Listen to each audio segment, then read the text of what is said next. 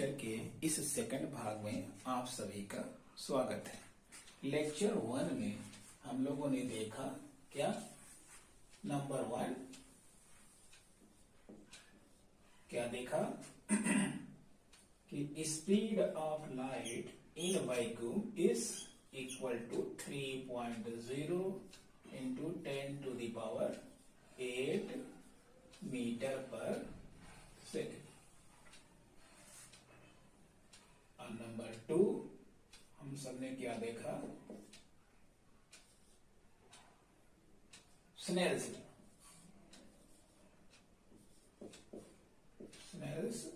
Law. Snell's law क्या कहता है कि सेकेंड मीडियम का रिफ्रैक्टिव इंडेक्स फर्स्ट मीडियम के रिस्पेक्ट में कैसे लिखेंगे, 1n2 equal to sine I upon sine R. 1n2 equal to sine I upon sine R. I is the angle of incidence, R is the angle of refraction. 1n2 is the refractive index of second medium with respect to first medium। ये हमारा lecture 1 में cover हो चुका, इसका detail हम lecture 1 में देख चुके हैं। आज लेक्चर 2 में हम लोग क्या देखेंगे, लेक्चर नंबर 2 में आज हम लोग देखेंगे कुछ नोट देखेंगे, इस नोट का ध्यान रखेंगे।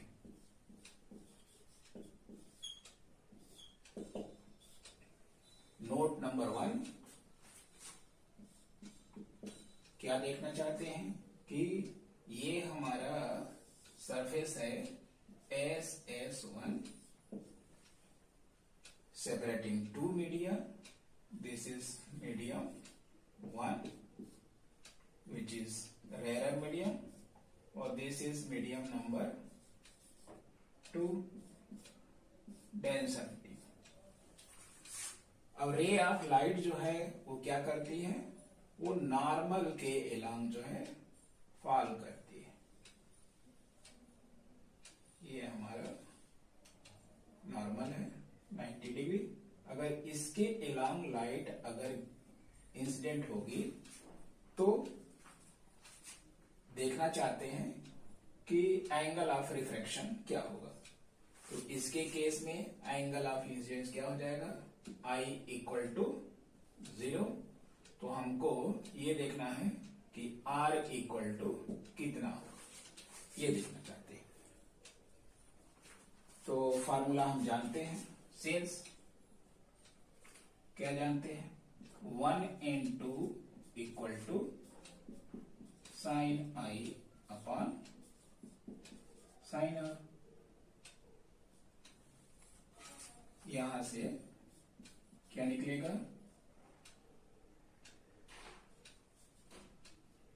Sign r into 1n2 equal to sine i. I की वैल्यू हमने पुट कर दिया,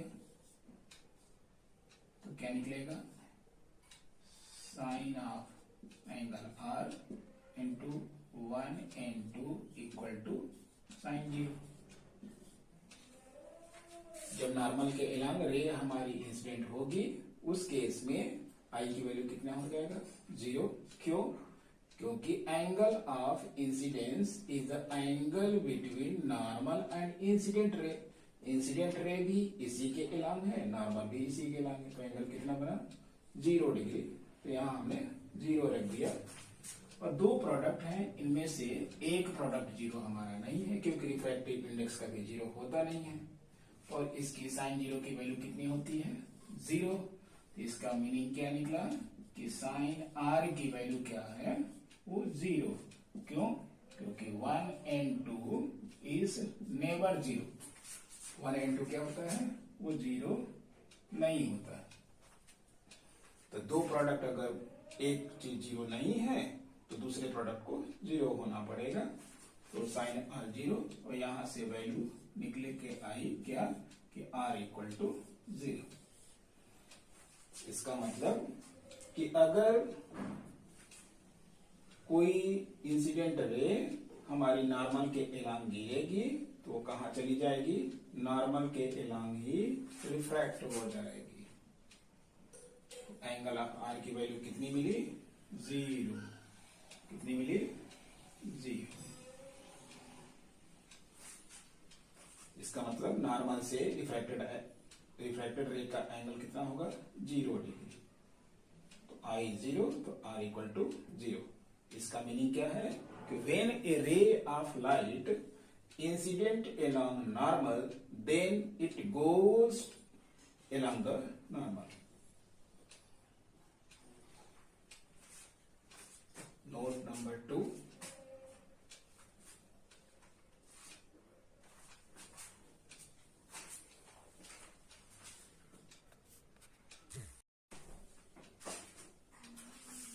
नोट नंबर 2 लिखिए। नोट नंबर 2 में हम लोगों को क्या लिखना है, note number 2, where a ray of light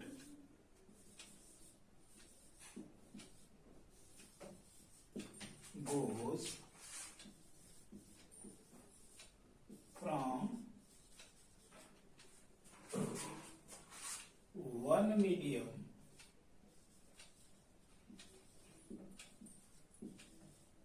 to second medium,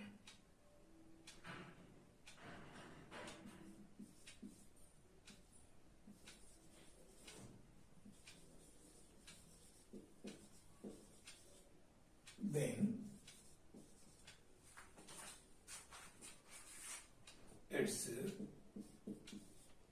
velocity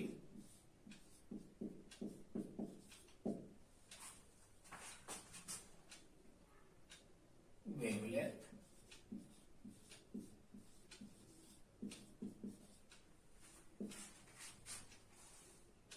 amplitude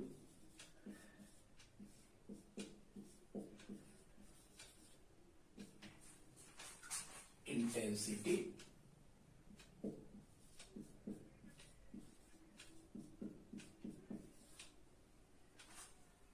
etc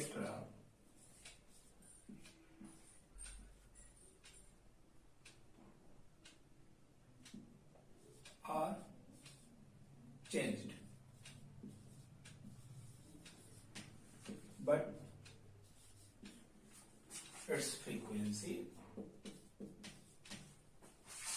its frequency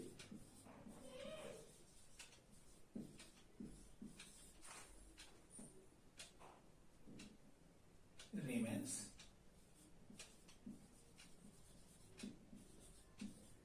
unchanged।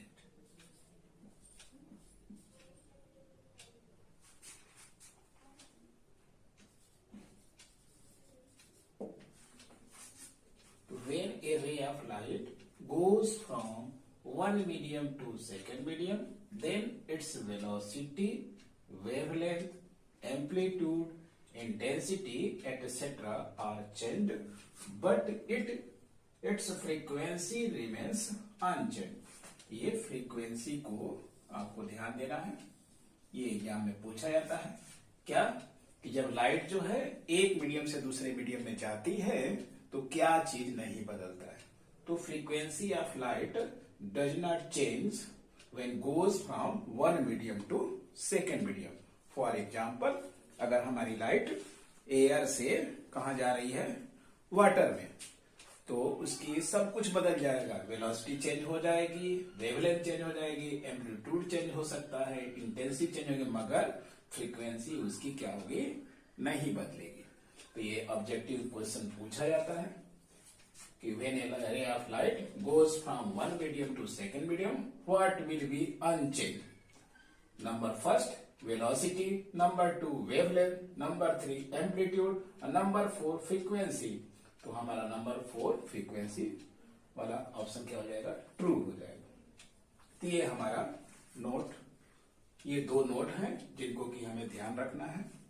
इसके बारे में अगर पूछा जाता है तो इसका आंसर हम लोग लिखेंगे।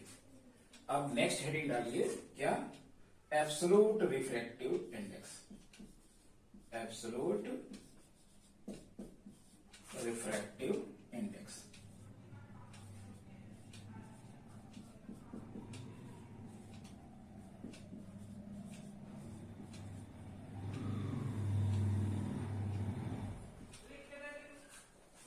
इसके पहले हम लोगों ने सिंबल 1 and 2 पढ़ा था। ये रिलेटिव रिफ्रैक्टिव इंडेक्स है। कैसे? ये है refractive index of second medium with respect to first medium. तो किसी मीडियम का रिफ्रैक्टिव इंडेक्स क्या होगा, उसको कहते हैं एब्सोल्यूट रिफ्रैक्टिव इंडेक्स। और इसका सिंबल सिंपली क्या लिखेंगे, एन, एन लिखेंगे, या कुछ राइटर क्या लिखते हैं, म्यू। तो एब्सोल्यूट रिफ्रैक्टिव इंडेक्स कैसे निकालते हैं, तो when a ray of light goes from air to any medium which is transparent, then in such case the ratio of sin I and sin R is called absolute refractive index। तो लिखना शुरू करिए, क्या लिखेंगे, when a ray of light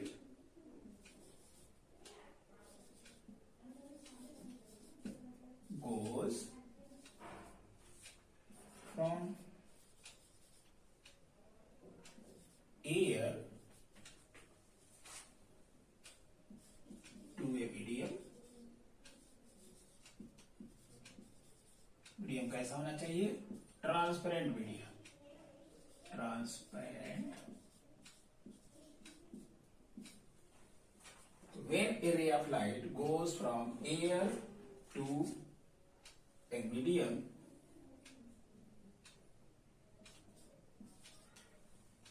when a ray of light goes from air to a medium, then in such case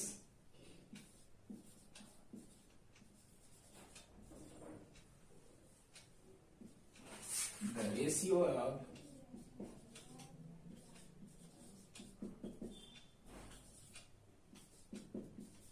sin I and sin R, ये जो दो quantity है sin I and sin R is called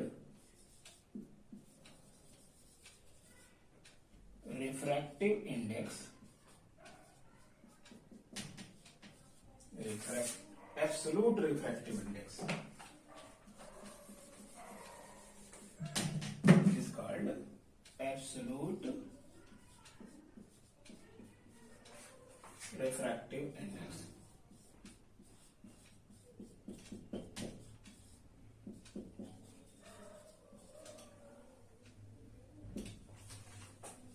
It is denoted by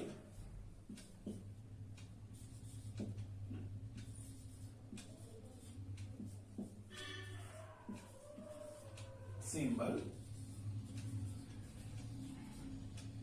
N only. It is denoted by symbol N only. Now,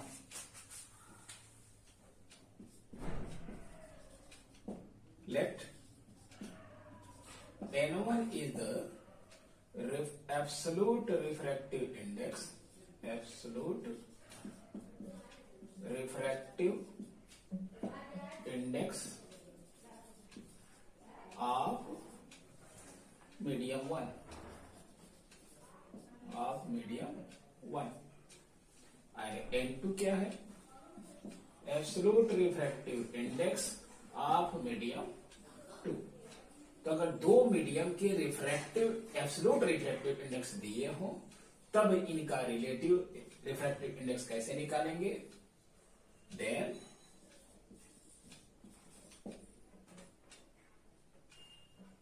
then refractive index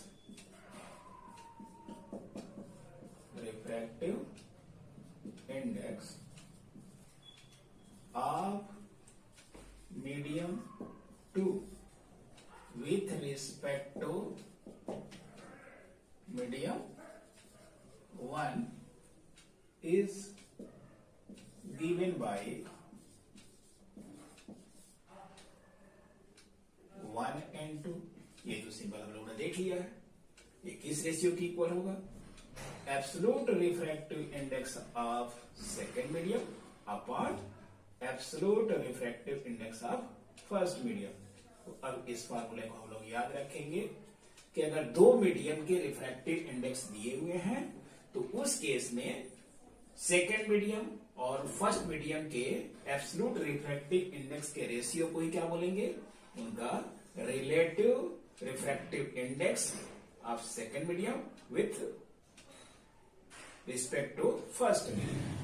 तो इस फार्मूले को याद रखिए और वीडियो को पॉज कर लीजिए। पॉज करके इतना नोट कर लीजिए, बातचीत ना करिए। आप लोग बातचीत करते रहते हैं और केवल सुनते हैं। कॉपी पेन निकालिए और लिखना शुरू करिए। क्या लिखेंगे?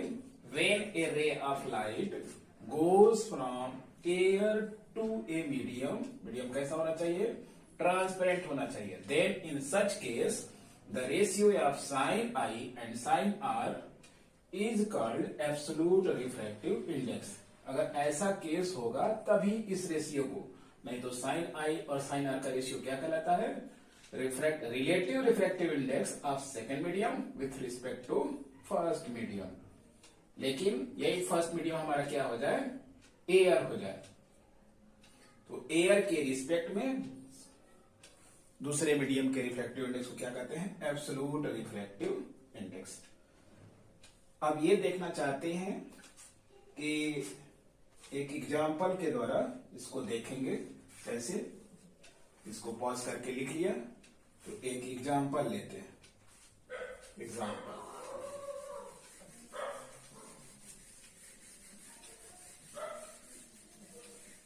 ये पूरा मैं मिटा देता हूं। एग्जाम्पल लिखिए। एग्जाम्पल,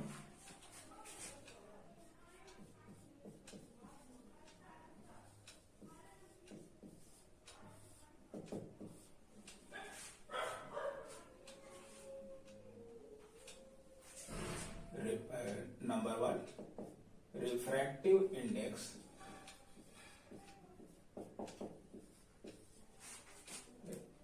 और ये रिफ्रैक्टिव इंडेक्स किसका है? Absolute refractive index.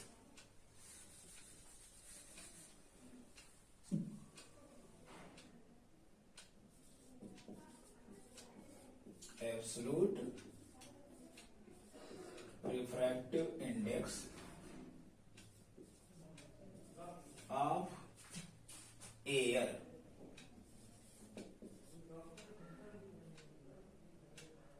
कैसे लिखेंगे? एन और यहां पर नीचे ए लिखेंगे। कितनी वैल्यू होती है? 1। Absolute refractive index of air क्या है? ये एग्जाम्पल के पहले नोट लिख लीजिए, ये हम याद रखेंगे। Absolute refractive index of air कितना याद रखेंगे? 1।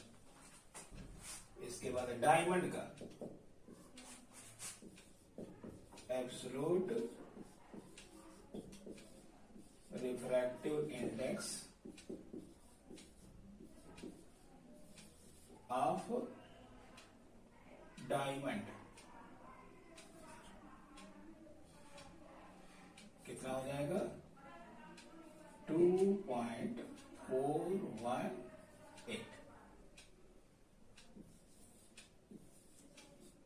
ये मिनिमम वैल्यू है और ये है मैक्सिमम। तो कोई पूछे कि किस सब्सटेंस का रिफ्रैक्टिव इंडेक्स मैक्सिमम होता है, तो डायमंड का होता है। कितना होता है? 2.418। इसी वजह से ये ज्यादा क्या होता है? चमकीला होता है, ब्राइटनेस इसकी ज्यादा होती है। और ये एयर है जिसका सबसे कम होता है। कितना होता है? 1। तो यहां से हम देख सकते हैं एक सिंबल के बारे में। क्या? नंबर 3 देखिए कि अगर हमारा फर्स्ट मीडियम क्या हो जाए? एयर हो जाए, और सेकेंड मीडियम क्या हो जाए? वो ग्लास हो जाए। तो इसको कैसे लिखेंगे, ANG इक्वल टू कैसे लिखेंगे, NG upon NA, refractive index of glass upon refractive index of air. तो इस केस में वैल्यू अगर पुट करें तो क्या हो जाएगा, NG अपॉन NA की वैल्यू कितनी होती है, 1। तो इसका मतलब क्या हुआ कि ANG लिखा हुआ है तो वो किसके इक्वल हो जाएगा, NG के, यानी एयर के रिस्पेक्ट में जो ग्लास का रिफ्रैक्टिव इंडेक्स एयर के रिस्पेक्ट में मिला हुआ है वो कैसे आया, NG। इसका मतलब एब्सोल्यूट रिफ्रैक्टिव इंडेक्स, यानी एब्सोल्यूट रिफ्रैक्टिव इंडेक्स NG का जो मीनिंग है वो इक्विवेलेंट है किसके, ANG के। तो ये दो सिंबल ध्यान रखेंगे, चाहे हम ANG लिखें चाहे NG लिखें, इसका मीनिंग क्या है कि ये रिफ्रैक्टिव इंडेक्स है किसके रिस्पेक्ट में, एयर के रिस्पेक्ट में। ये दो सिंबल हमारे सेम सिंबल है।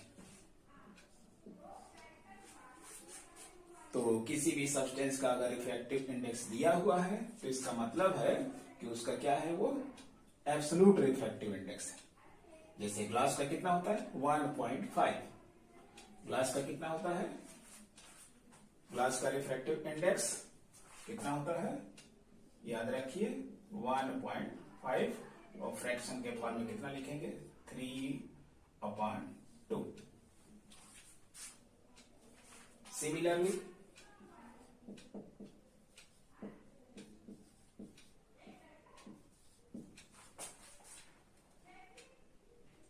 A एंड W को कैसे लिखेंगे, NW,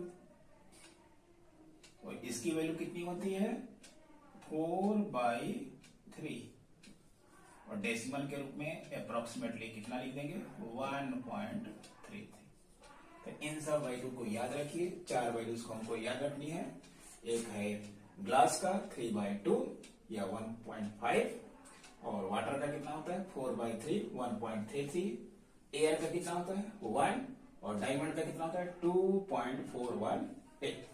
तो इस प्रकार हम क्या देखते हैं कि रिफ्रैक्टिव इंडेक्स और एक एब्सोल्यूट रिफ्रैक्टिव इंडेक्स, अगर इन सब्सटेंस का पता है तो हम आंसर दे सकते हैं।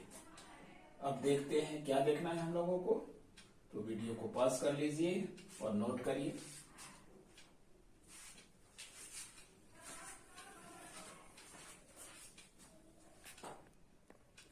सभी ने लिख लिया तो नोट नंबर 4 लिखिए। नोट नंबर 4 में क्या लिखेंगे, नोट नंबर 4 पहला नोट हम लोग ने क्या लिखा, absolute refractive index of air कितना होता है, Na equal to 1। Absolute refractive index of diamond कितना होता है 2.418। Absolute refractive index of glass 1.5 in fraction form 3/2। Absolute refractive index of water कितना होता है 1.33। अब एक वेव थियरी है जो कि वेव थियरी में हम लोग पढ़ेंगे, Huygens wave theory. Huygens wave theory क्या कहती है, हाइगन्स वेव थियरी।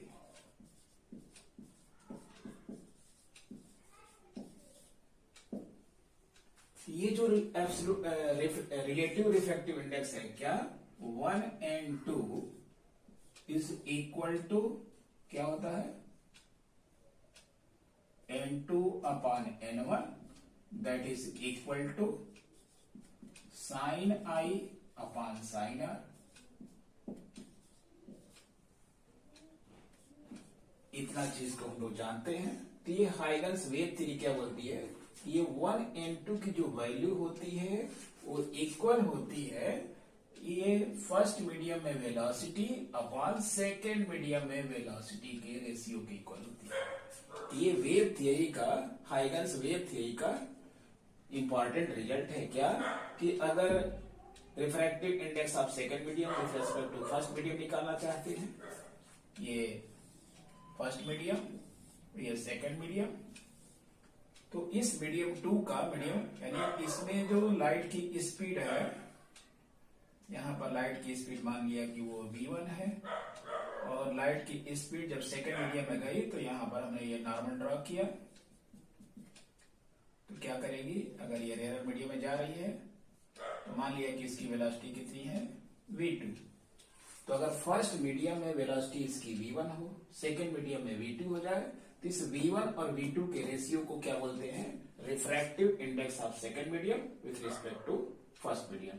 ये हाइगन्स वेव थियरी का एक इंपॉर्टेंट फैक्ट है, क्या कि v1 और v2 का रेशियो किसके इक्वल आ गया, refractive index of second medium with respect to first medium. और ये वेलोसिटी में और वेवलेंथ में फॉर्मूला होता है, सिंस क्या जानते हैं, v equal to F lambda. F हमारा फ्रीक्वेंसी है, लेमडा क्या है, वेवलेंथ। तो अगर फर्स्ट मीडियम के लिए लिखेंगे तो क्या बन जाएगा, v1 equal to F lambda 1 and v2 equal to क्या हो जाएगा, एफ लेमडा 2।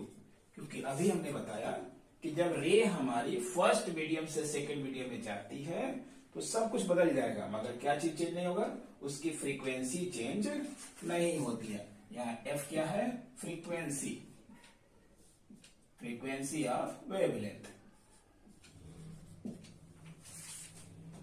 इन दोनों केस में हमने एफ लिखा, ऐसा नहीं है कि फर्स्ट केस में f1 लिख दिया, सेकंड केस में f2 लिख दिया। f1 और f2 दोनों की वैल्यू क्या होगी, दोनों केस में सेम होगी। तो यहां से अगर दोनों इस वैल्यूज v1 और v2 का यहां पर रख देंगे तो क्या मिलेगा, फाइनल रिजल्ट हमारा मिल जाएगा, therefore 1 n2 equal to n2 upon n1 equal to sine i upon sine r equal to v1 upon v2 equal to lambda 1 upon lambda 2। क्योंकि जब दोनों वैल्यू को रखेंगे एफ हमारा क्या हो जाएगा, कैंसिल हो जाएगा। तो ये फाइनल रिजल्ट एक मिल गया। इनमें से जैसा हमारा रिक्वायरमेंट हो उस फार्मूले को लगा करके निकाल सकते हैं। इस फार्मूले को लगाएंगे, अगर दोनों मीडियम का क्या दिया हो, रिफ्रैक्टिव इंडेक्स दिया हो, तो ये वाला फार्मूला लगा करके 1 निकाल सकते हैं।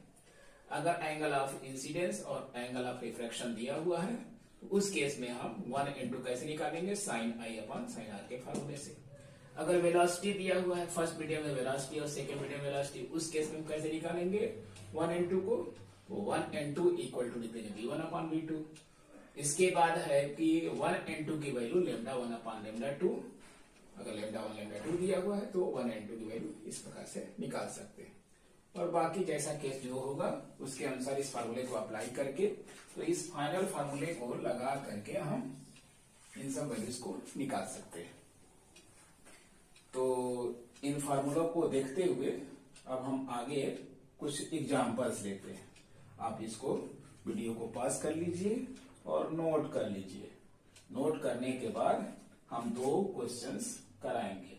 ये एग्जांपल हेडिंग पड़ा हुआ है, तो एग्जांपल 1, एग्जांपल 2, 2 एग्जांपल।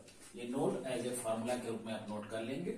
इन सबको नोट कर लीजिए और इसके बाद हम एग्जांपल्स 2 एग्जांपल कराते हैं। उसके बाद ये लेक्चर नंबर 2 हमारा फिनिश हो जाएगा।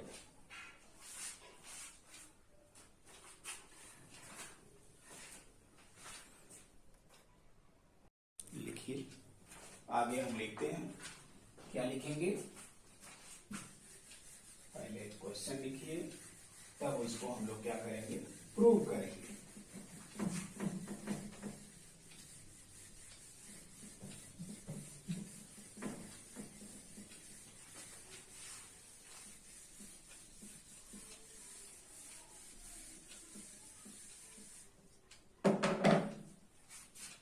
एग्जाम्पल 1, ये एग्जाम्पल्स लिख लीजिए।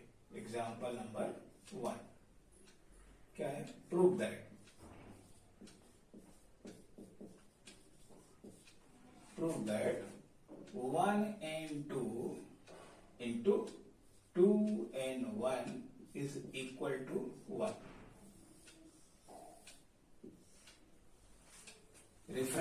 index of second medium with respect to first medium into refractive index of first medium with respect to second medium, इन दोनों का प्रोडक्ट कितना होता है? 1 के इक्वल होता है। और सेकंड प्रूव करना है,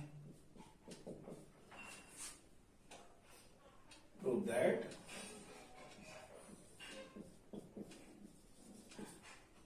one and two into 2 and 3 into 3 and 1 is equal to 1। ये दो क्वेश्चन है। Prove that 1 and 2 equal into 2 and 1 equal to 1, और सेकेंड है prove that 1 and 2 into 2 and 3 dot 3 and 1 equal to 1। इसका solution लिखिए, proof लिखिए।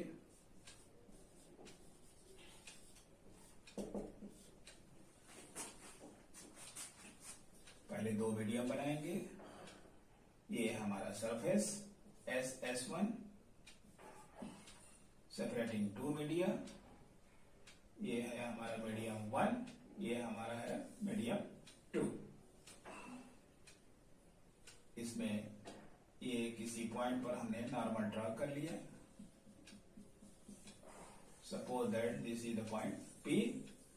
अब यहां से हमने एक रे यहां पे डाल, this is the P is called point of incidence, point of incident. और ये जो हमारी रे है AP है, वो है इंसिडेंट रे।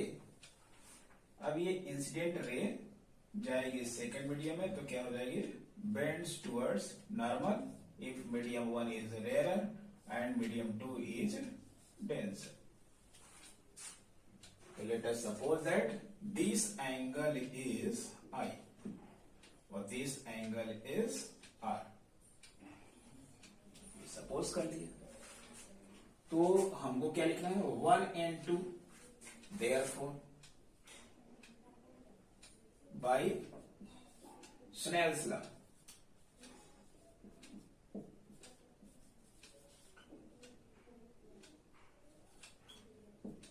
क्या लिखेंगे? 1 and 2 equal to sine I upon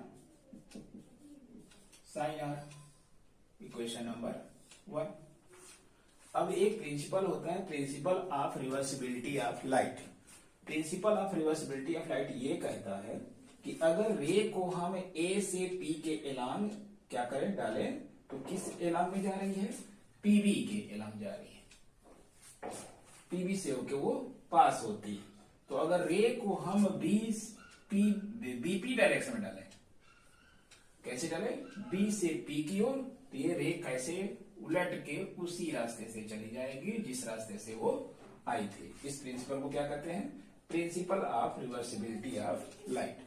तो principle of reversibility of light क्या बोलती है कि अगर रे को हम A से P के एलांग डालें और वो चली जाए सेकेंड मीडियम में P से B के एलांग, तो अगर लाइट को B से P के एलांग डालेंगे तो लाइट कहां जानी चाहिए? P से A की ओर जाना चाहिए। इस प्रिंसिपल को क्या बोलते हैं? Principle of reversibility of light. यानी इसका पाथ क्या होता है? रिवर्स हो जाता है। जिस रास्ते से गई थी अगर उस रास्ते से डालेंगे तो जिस रास्ते से गई थी उसी रास्ते वो वापस आ जाती है। तो 1 and 2 यानी मीडियम 1 से 2 में जा रही है, तो कैसे लिखा? 1 and 2 equal to sine I, यानी ये वाला एंगल और ये वाला एंगल, इन दोनों के साइन का रेशियो क्या हो जाएगा? 1 and 2। एंड अब जरा देखो, अगर मीडियम 1 का लिखना होगा तो अब ये क्या हो जाएगा? एंगल ऑफ इंसिडेंस हो जाएगा और ये हो जाएगा एंगल ऑफ रिफ्रैक्शन। तो इधर से जब लिखेंगे तो क्या हो जाएगा? साइन I, यानी I की वैल्यू अगर R रखेंगे तो रिफ्रैक्शन की एंगल क्या हो जाएगी? I। तो उस केस में क्या हो जाएगा? By principle of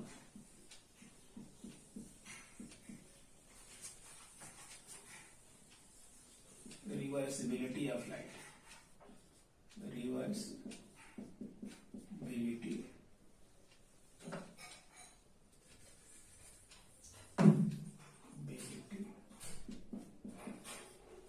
bye principle of reversibility of light क्या हो जाएगा 2n1, यानी मीडियम 1 का सेकंड के रिस्पेक्ट में, तो क्या हो जाएगा, अब एंगल ऑफ इंसिडेंट क्या हो जाएगा r, तो ये लिखेंगे साइन r अपॉन साइन, और एंगल ऑफ रिफ्रैक्शन कितना हो जाएगा i, क्योंकि इस तरफ से जब जाएगी तो एंगल ऑफ इंसिडेंट क्या हो जाएगी, ये इंसिडेंट रे बनेगी, तो इंसिडेंट रे और नॉर्मल के बीच का एंगल क्या होता है, एंगल ऑफ इंसिडेंट, तो हमने यहां रख दिया r। और जब इस रास्ते से गई है कैसे, P से A की ओर, तो ये हमारी रिफ्रैक्टेड रे हो गई, तो रिफ्रैक्टेड रे और नॉर्मल के बीच का एंगल क्या कहलाता है, एंगल ऑफ रिफ्रैक्शन। तो अपने फार्मूले में रखेंगे क्या, साइन आई अपॉन साइन आर, तो आई की जगह आर लिखा और आर की जगह पे आई लिख दिया। अब इक्वेशन 1 और 2 को क्या किया, मल्टीप्लाई किया। क्यों मल्टीप्लाई किया, क्योंकि हमको दोनों का प्रोडक्ट चाहिए। तो 1 मल्टीप्लाई 2 वी गेट 1 मल्टीप्लाई 2 क्या हो जाएगा, we get multiplying equation 1 and 2 क्या मिल जाएगा, 1 and 2 into 2n1 equal to क्या हो जाएगा, इनकी वैल्यू पुट करिए, ये हो जाएगा साइन आई upon sine r multiply sine r upon sine आई।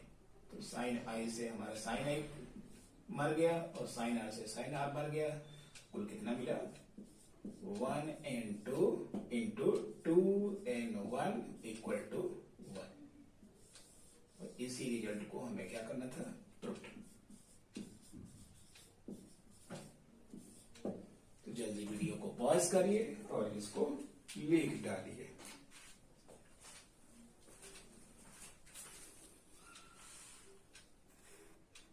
लिख लिया। अब सेकेंड मेथड को हम लोग देखेंगे। क्या देखेंगे कि 1 and 2 into 2 and 3 into 3 and 1 equal to 1। इसको मैं मिटा देता हूं।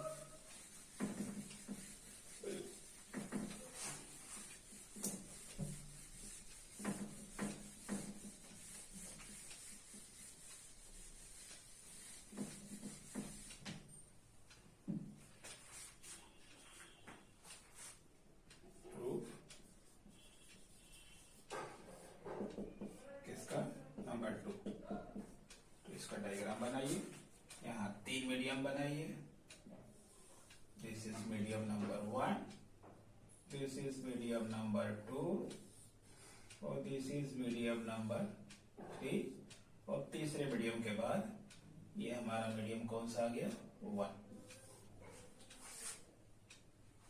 जैसे ये वाटर हो गया, ये ग्लास हो गया, ऊपर क्या हो गया, एयर।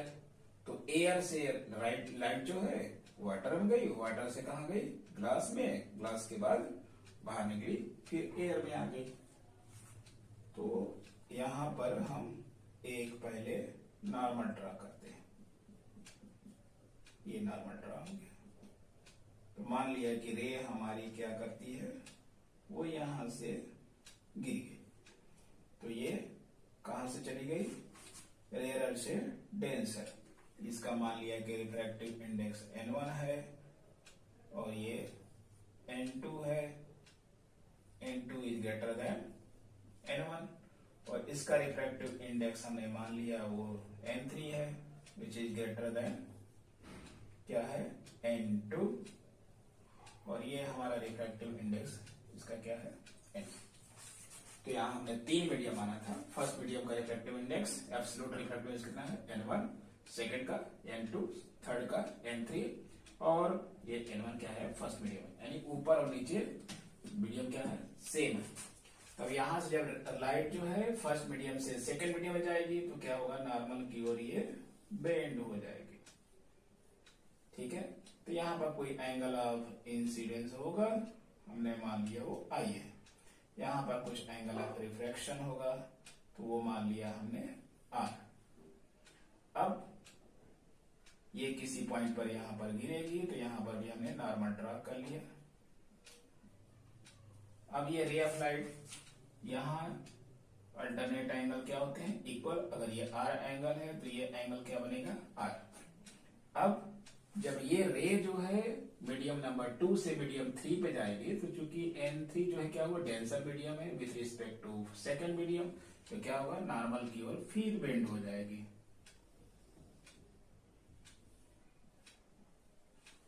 क्या हो जाएगी, अब यहां पर N1 क्या है, वो है रेयर मीडियम, यानी N1 is less than N3।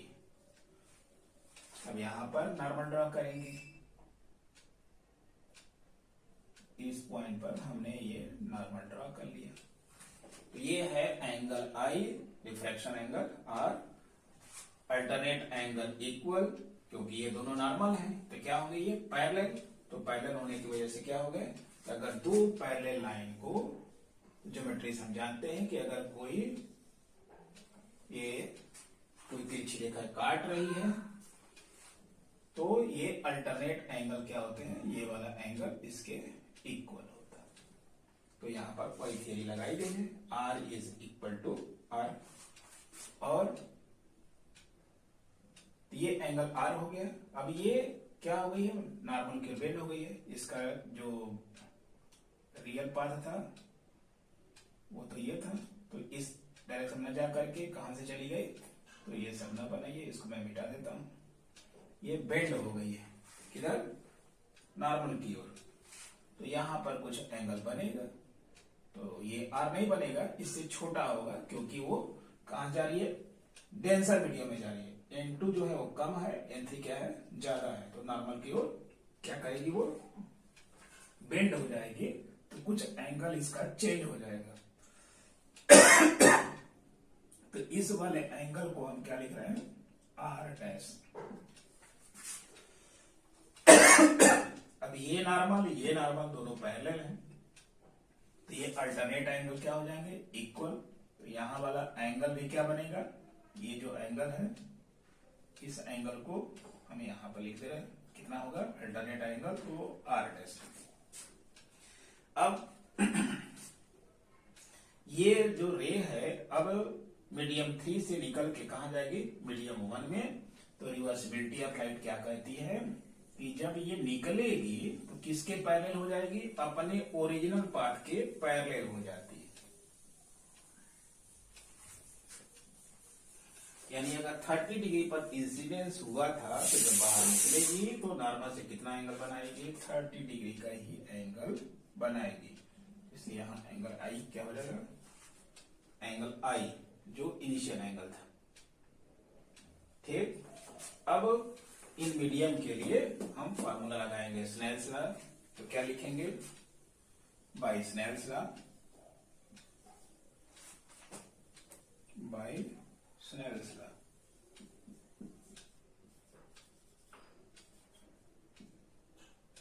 One and two वो अगर लिखेंगे तो क्या हो जाएगा, साइन आई, और एंगल ऑफ रिफ्लेक्शन कितना है, आर,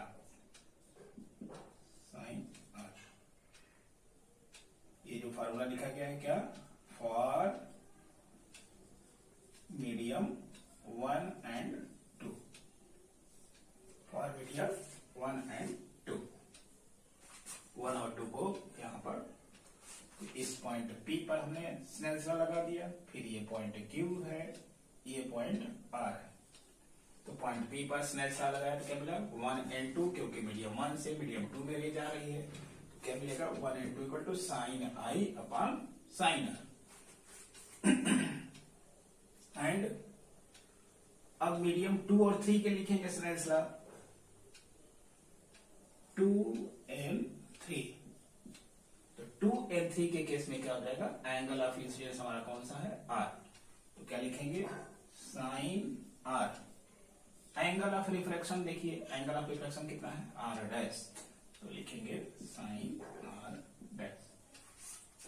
मीडियम 2 से 3 में जब जाएंगे तो एंगल ऑफ इंसिडेंस क्या हो जाएगा, आर, और एंगल ऑफ रिफ्रैक्शन कितना बनेगा, आर डैश। तो फार्मूला कैसे लिखेंगे, 2 एंड 3 इक्वल टू, यानी ये है refractive index of third medium with respect to second medium, तो ये लिखा आर, और रिफ्लेक्शन एंगल ऑफ रिफ्लेक्शन क्या है, आर डैश।